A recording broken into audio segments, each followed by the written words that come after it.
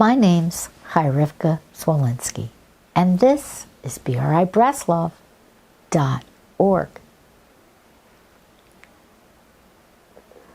In a recent class, someone expressed the opinion that Rebbe Nachman wasn't concerned with the details of Judaism, and that he didn't feel that it was necessary for us to follow the laws of Torah, and that this was up to us.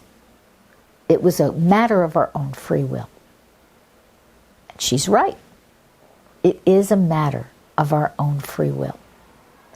But her confusion stemmed from hearing that Rebbe Nachman didn't emphasize the externalities of Judaism, that he didn't emphasize minhagim, Jewish custom, and he didn't want us to get caught up in chumros, in stringencies and very, very rigid observance. And she also, throughout our conversation, reminded me that he didn't care about grammar, or at least he de-emphasized dikduk.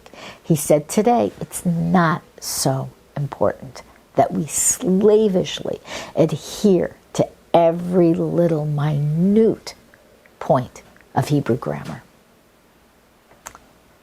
So there's confusion, and the confusion is that the Rebbe wasn't telling us to throw away the Torah, God forbid.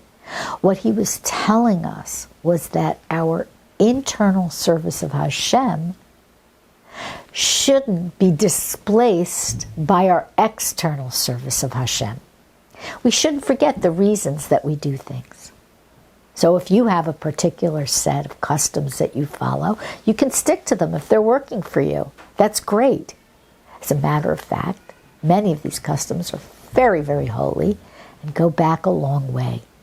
And we shouldn't throw out the baby with the bathwater. At the same time, very often, especially with Gerim and Balei Tshuva, they come into Judaism, they choose a Torah path, and they begin to take on customs and stringencies and more customs and more stringencies until they can't see the forest for the trees. Rebbe Nachman wants us to keep our spiritual service of Hashem fresh and alive and new. And he also wants us to have a relationship with Hashem.